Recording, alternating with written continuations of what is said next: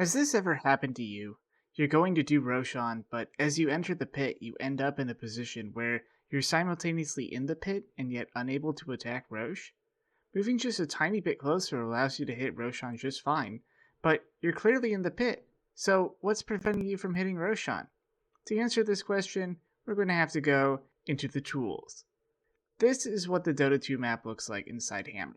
Now, there's obviously a lot going on here, but what I want to draw your attention toward is these orange boxes. If you're at all familiar with Hammer, you likely already know what they are. These are trigger boxes, and they're used to determine if a unit is in a specific location. For example, this large trigger box represents an aura. Standing in the box grants a buff that gives you 5 damage. By using a trigger, Valve can easily constrain the aura to a precise area of the map. Inside this trigger, you can also see the Ancient Neutral Camp trigger, which is used to detect if there are any units standing in the camp when it is supposed to respawn. Now let's look at the Secret Shop triggers. These control whether you can purchase an item from the Secret Shop. This trigger for the Dire Secret Shop is shaped like an octagon. It doesn't need to be, you can adjust the trigger to be any shape you want. By leaving it as this relatively simple shape, you end up with this spot between the ramps where it feels like you should be able to access the shop, but can't. In contrast, the Radiant Secret Shop is a bit more carefully crafted, and lacks those strange gaps that the Dire Shop has. It's worth noting that in addition to these triggers having distinct shapes, they also have a height component. Normally this isn't relevant, since in Dota you rarely leave the ground, but if you gain height, you can actually leave the trigger. Note the shop button changing as I go in and out of the trigger. There's a fairly widely known side effect of this, namely that you can use the same concept to stack neutral camps with torrent.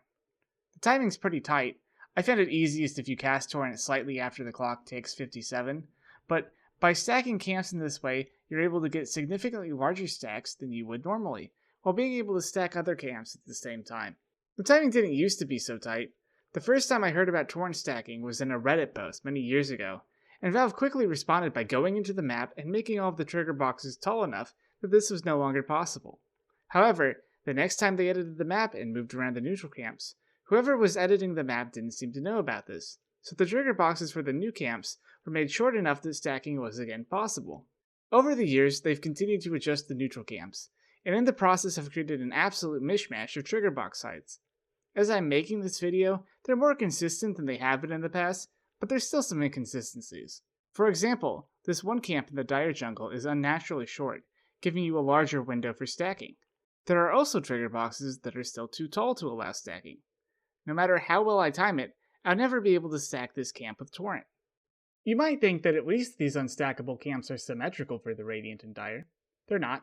On the Dire side, the Ancient camp is stackable, while the other large camp isn't. But on the Radiant side, it's reversed, and you can't stack the Ancient. The other Radiant Ancient camp also isn't stackable, but the Dire Ancient camp is, and is one of the shortest in the game. So, both Radiant Ancient camps are unstackable, while both Dire Ancient camps are. As far as I can tell, every other camp in the game is stackable. Finally, let's look at the Rosh pit. There's a lot going on here, so let's break it down. On top you have the No Courier Vision trigger. This one's the largest because it actually extends around the exterior of the Rosh pit. Next you have the No Wards trigger, which only needs to comprise the inside of the pit. And finally, the remaining trigger is the Boss Attackable trigger, which you need to be standing in order to attack Roshan. This is the trigger that's causing our problem. If you look around the Rosh pit, you'll see these little gray cubes. These are Fog of War blockers. By forming a circle with the Fog of War blockers on the grid nav, the game is able to prevent a player inside the circle from seeing anything outside the circle, and vice versa. This vision is what I would use to define what is in and out of the Rosh pit. If you can see Roshan, you're in the pit, but the Fog of War blockers aren't perfectly lined up with the Boss Attackable trigger. Anywhere inside the circle the trigger does not touch, you will be able to see Roshan but not attack him. So, in order to fix this, all Valve needs to do is adjust this trigger. If you look carefully, you'll see that there's also a bit on the bottom side of the pit, not next to the entrance, that also doesn't have the attackable trigger. And, indeed, if you try to go there, you can't hit Roshan. Cool. But what about the Radiant Rosh pit? Does it have the same issue? Let's take a look.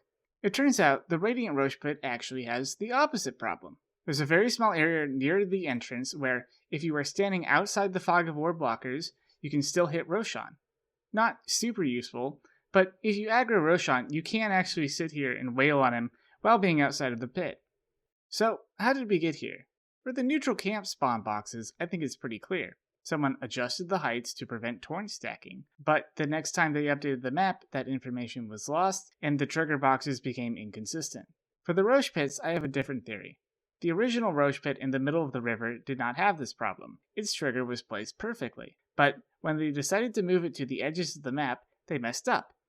The radiant trigger is close enough to being correct that I can forgive them, but the dire trigger is way off. If you look closer, it actually seems like it's just been offset by a bit. I bet that when they were updating the map, they moved the rosh pit slightly at one point, but forgot to update the attackable trigger. And since there's 2 other triggers layered on top of it, it wasn't obvious that something was wrong. But why hasn't it been fixed in the year and a half since the map was updated? Well, I'm going to lay the blame for this on all of you. It took me about 5 minutes to determine what was going wrong here. I'm sure it would have been the same for any Valve employee, but they can only fix issues if they know about them. So, I hope that going forward, you'll all learn to complain more.